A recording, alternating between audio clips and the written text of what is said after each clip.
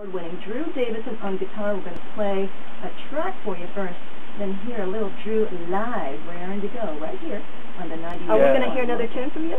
Yeah, we can hear another tune. I'm going to do Little Wing.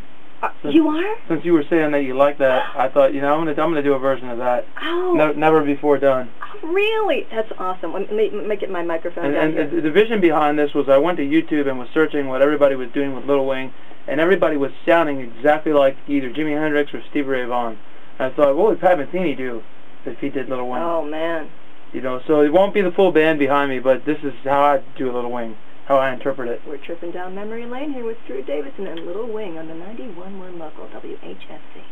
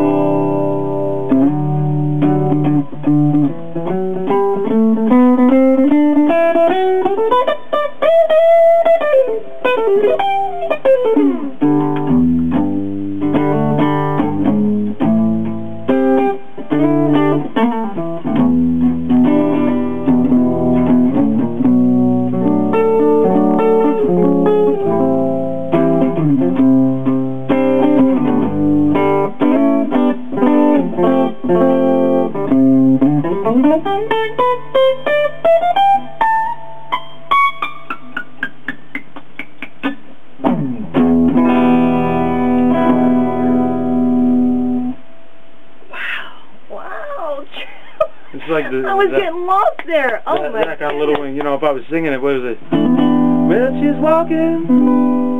She's got a nice little radio show. Her name is Trish. She knows how to go with the flow. Oh man. Will that be cash or check? Charge. That's awesome. That is really awesome. I had a lot of fun doing that, and there were a lot of mixes of that. And then once someone said, you know, what would Pat Metheny sound like doing it? I'm a huge Metheny fan to some degree too. There's so many influences I have. Benson is probably the hugest influence. When I was in the military, I was serving in Desert Storm, and someone gave me a cassette of Reason, and they said, you want to learn guitar? Let's try to figure this out. And we were listening to all the Benson riffs. But what struck me was his sense of these riffs he did. Yes. And it was so precise, and the fact that he could sing and play. He would do a line and so I had to figure all that stuff out. And he was lightning fast with his, you know. And I had played cello as a kid, so I had the left hand going, but my right hand was very uncoordinated. And I was stroking everything the wrong way and couldn't figure out, you know. And I think eventually, just the more I began to play and hear how he was doing, I became really fascinated with George Benson. Just he worked the guitar like a lead vocalist. It was awesome, you know. And I really have yet to see him live, other than YouTube. It just haven't worked out that way. I've always had a gig when he's played, but it will one of these days. I'm really going to get to just sit in the front row and just sort of watch the master play. I would say the other one that's a big influence would be Lee Rittenhauer. Is another huge. Is that right? the early foreplay, and then even before foreplay, when Lee was with Abraham Labrielle and those guys, Lee just was a technician with his playing, and he and George Benson were different styles, like the black version and the white version, but they both were smooth, and they had it was just, those guys were awesome. So the Navy was where I discovered George Benson. Well, that's pretty cool and pretty timely that you should say that, because we're going to go to a break right now, and we've already played Kenny Burrell, we've already played Wes Montgomery, and coming up next is George Benson.